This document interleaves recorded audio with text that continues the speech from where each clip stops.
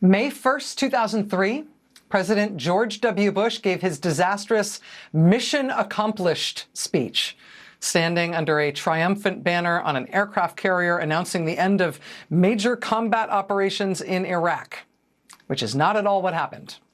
That same day, a young first lieutenant from New York arrived in Baghdad that day with his army platoon. He arrived there for a war that was nowhere near ending. And 1 year after that, on May 1st, 2004, the Democratic Party turned over their weekly national radio address to that young infantry officer, that lieutenant, a young man named Paul Rieckhoff, so he could share his very recent experience of what it was like to fight in that war. But when we got to Baghdad, we soon found out that the people who had planned this war were not ready for us. There were not enough vehicles, not enough ammunition, not enough medical supplies, not enough water. There was not enough body armor, leaving my men to dodge bullets with Vietnam-era flak vests. We had to write home and ask for batteries to be included in our care packages. Our soldiers deserve better.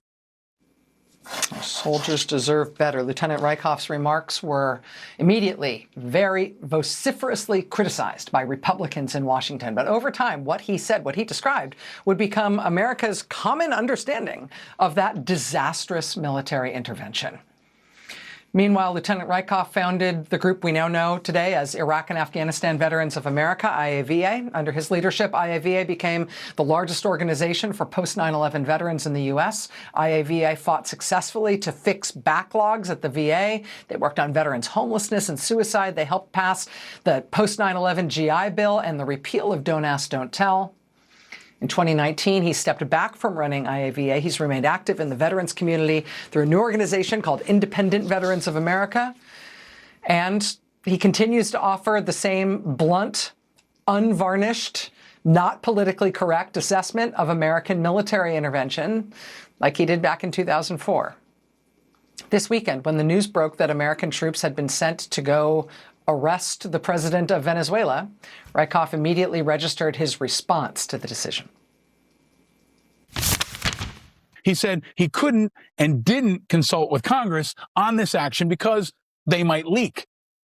Well, if that's his rationale, you can assume he'll never consult with Congress on anything, which is a safe assumption going forward. We are now in a very, very deep world of the most dangerous scenarios with Trump totally unrestrained and emboldened. Somalia, Iraq, Yemen, Iran, the Caribbean, Syria, Nigeria, and now, fully, Venezuela.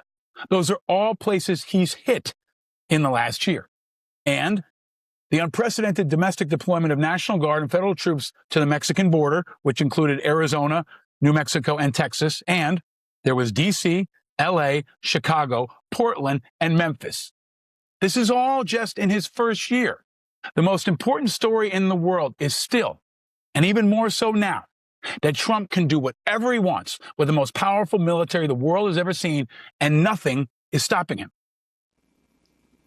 Joining us now is my friend Paul Rieckhoff, Iraq War veteran, the host of the Independent Americans podcast. Paul, thank you for being here. I know you're a busy guy right now. My pleasure. Why do you think that we just invaded Venezuela and arrested their president? Do you have any understanding or supposition as to why we did it? Because Trump wants to control the Western Hemisphere. And this is just the next piece in a plan that he's been working on executing for the last year. He's on plan. I mean, this is extreme. It's dangerous. It's shocking. But it's not crazy. This has always been the plan, and he's communicated and telegraphed every single one of his punches, especially over the last year. You know, Project 2025 was about taking over America. 2026 is about taking over the Western Hemisphere, and Venezuela is just the next big chip in that step. I've said this for years, and I'm glad you pulled that line. The most important story in the world is he can do whatever he wants with the most powerful military the world has ever seen, and nothing is stopping him. His party's not stopping him. Congress is not stopping him. NATO's not stopping him. The UN isn't stopping him. So he's all gas and no brakes, and he's made it very clear that Cuba could be next, or Colombia could be next, or Greenland could be next, and we should assume that they will be, because that is what he's doing and nothing is stopping him. This is something that he is trying to do purely as a military operation. I also don't see him like jetting down to Caracas to go take over down there. What do you expect that he is planning to do with U.S. service members? How is he planning to use the U.S. military to try to do this? I think you nailed it in your monologue earlier. I mean, it's his hammer. This has always been the strategy. It's why he put Hegseth first, who is not really the Secretary of War. He's the Secretary of Culture War. And he got the Pentagon, and he got the military, and he purged the generals, and he got his commander, his chairman of the Joint Chiefs in place. And now he's rolling. And if anything, he's picking up steam, and he's picking up momentum. And anybody who stands in his way, like the brave Senator Kelly, who was just here, he's going to try to knock him down. He's going to try to remove him. He's going to ignore them, and he's just going to keep going forward. So he's going to use our troops for just about anything he wants. He's going to use it to topple a leader in Venezuela. He may use it to threaten Greenland. He may use it to occupy American streets if he doesn't like what Mamdani says this week. It is his hammer. This is the manifestation of Trump's power. And that's really what it's about for him, is it's about power, and it's about influencing the entire Western Hemisphere with his power. And he said it, I think he said it today. I think he said Colombia could be next. That could happen by this weekend. That is a very real thing. I think too many people in this country, Rachel, especially on the left, have a total failure of imagination.